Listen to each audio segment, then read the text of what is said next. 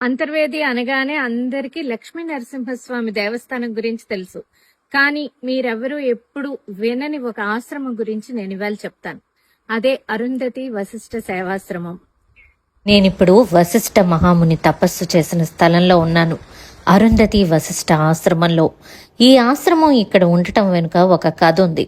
పెళ్లిలో వధూవరులకు చూపించే అరుంధతి నక్షత్రం ఎంతమంది సరిగ్గా చూస్తారు? మరి అలా చూడలేని వాళ్ళు ఇక్కడ ఉన్న అరుంధతి వశిష్ఠుల ఆలయానికి వెళ్ళొచ్చనే విషయం తెలుసా? ఈ గుడి మన ఆంధ్రప్రదేశ్లోనే ఉంది, అంతర్వేదిలో. ఇది కొన్నేళ్ల క్రితం జరిగిన సంఘటన. ప్రసాద్ రాజు గారి కుటుంబానికి చెందిన స్థలం ఇది. ఈ స్థలంలో రొయ్యల చెరువులు తవ్వించారు. అయితే ప్రతిరోజు ఈ చెరువు పనుల కోసం వస్తున్నప్పుడు ఆయనకి తీవ్రంగా అనారోగ్యం చేయడం, తిరిగి రాగానే తగ్గిపోవడం జరుగుతూ ఉండేదట. ప్రతిరోజు ఈ ప్రాంతంలో పూల తోటలున్నట్లు, ఎవరో తపస్సు చేస్తున్నట్లు కలలు వచ్చేవి. దీంతో లక్ష్మీ నరసింహస్వామి ఆలయ అర్చకుని దగ్గరికి వెళ్లి స్థల పురాణం తెలుసుకుంటే ఇది వశిష్ఠుల వారు తపస్సు చేసిన స్థలం అని అర్థమైంది. వెంటనే రొయ్యల చెరువులు కప్పించి అదే స్థలంలో ఆశ్రమం కట్టించారు.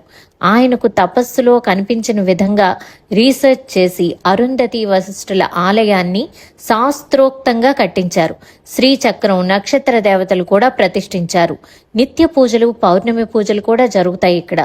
ఈసారి అంతర్వేది వెళ్లిన